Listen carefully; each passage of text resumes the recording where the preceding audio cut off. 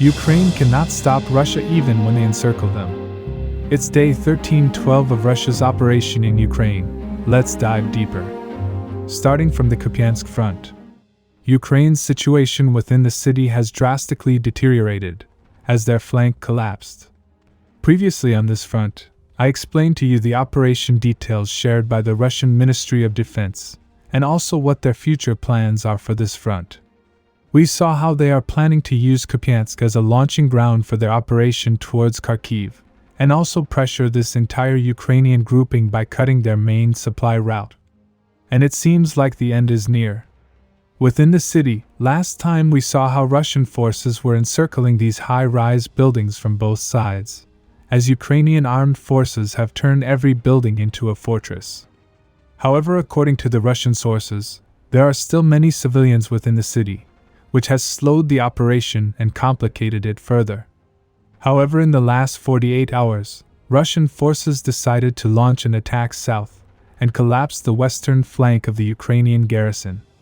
In the latest report, it was confirmed that they were able to take this big chunk of the city. Ukrainian sources have indirectly acknowledged the Russian advance, as they expanded the gray zone.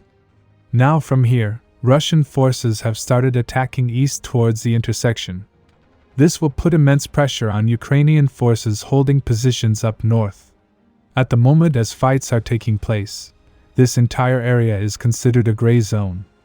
In addition, Russian DRGs continue to create problems for Ukrainian forces on the eastern side of the river, as the gray zone keeps on increasing. Now moving to the Pokrovsk front. Here, as concentration of forces on both sides is massive, very intense fights are taking place on the entire front line. Ukraine continued to counterattack around Russian bridgehead. As I have explained to you previously, how Ukrainian forces are counterattacking at the narrow part, with the goal of collapsing the entire bridgehead. And looking at the situation on the map, it looks extremely scary. However, Russian sources are claiming that they are able to supply their units using narrow gap. And we get the idea that the Russian garrison is not that concerned about this situation, as they keep on advancing north. In the latest report, it was confirmed that they have captured this area south of Kupyansk Yar.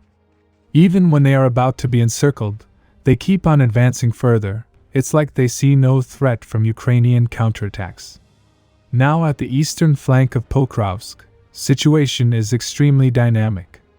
Both sides regularly go on attack. I remind you that this is from Maryinka, the last defense of Pokrovsk. It was reported that Russian forces managed to push Ukrainian forces from the first trenches around here.